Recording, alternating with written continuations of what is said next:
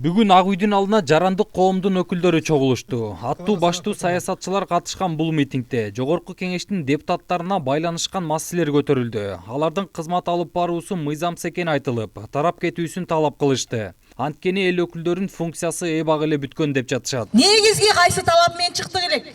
Ушу чимкириктер жолобосун. Кайрадан шайлоодон өтүп келген чимкириктер, коррупционерлер, жемкорлор жолобосун деп чыкпадык белек? Эмне болду тескерисинче мына өзүңөр көрүп атасыңар. Булардын саясаттагы жашоосу мөөнөтсүз узарды. Ушуларды кетире турган күч жокпу? Мөөнөтү бүттү. Кетиш керек, тараш керек.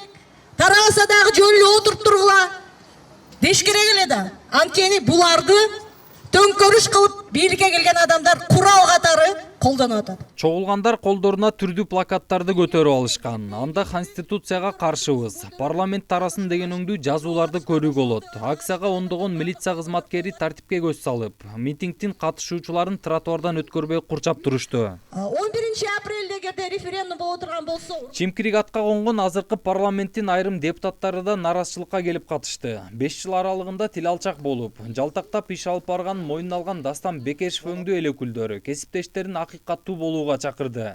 Эмнеге дегенде Конституциянын жаңы долбоорун шашылбай карап, элдин пайдасына чечип берүүнү айтышты. Ушундай эле пикирди карманган Исхак Масалиев буларга токтолду. Бийлик эч кимге эч качан мураскорлукка ийгиликтүү калган эмес, калбайт. Бийлик эч кимге түбөлүккө берилбейт. Убакыт келет жооп берген күн болуп калат.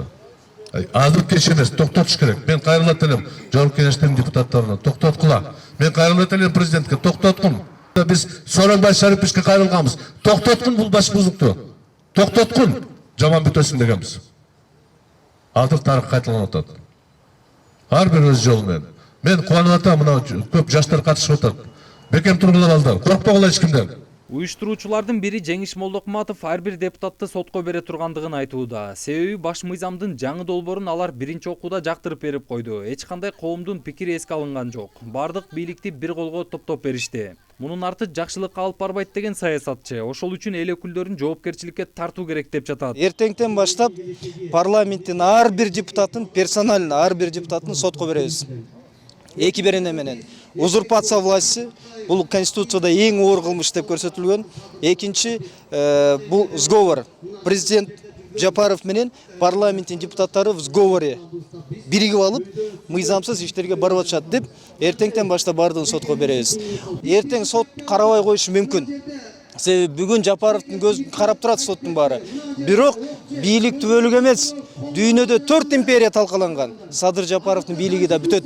Мына ошондо отурган Ак үйдөгү депутаттын бардыгы жооп берет. Ал арада өзүн кудай катары көрсөткүсү келген Арсан Алайдын тарапташтары да митингке келип кошулуп калганын көрдүк. Алар деле айтылып жаткан талаптар менен макул. Болгону аламдан түшүп жаткан мыйзамдар менен жашасак туура болот эле деген ойлорун ортого салышты. Бул жердик жашоодогу мыйзам адамзатка ажал азаптыгын алып келет.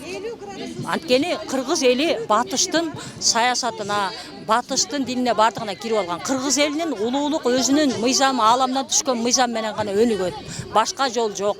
Ишенесиздерби, ишенбейсиздерби, бул болчу нерсе. Аламдан түшкөн мыйзам мүмкүн да. Табыгы илим түшүп атат. Ошо сабакка келсеңиздер түшүнөсүздөр. Эми бул жерде айтып отуруш кыйын. Баса белгилеп кетчү нерсе. Бүгүнкү акция бул башталышы гана экен. Мындан ары да ушундай эле көрүнүштөр уланып турат. Качан талаптар аткарылмайынча наразычылыкка чыкканыбыз чыккан деген активисттер аягына чейин болобуз деп жатышат. Бүгүн биздин биринчи митинг. Мындан ары эгерде талаптарды аткарбаса, парламентти таратпаса. Жолдар Бузумов, Нурбек Жеңишбек уулу, Нурньюз, Бишкек. Парламентте каржылаганды токтоп болсо, биз акцияларды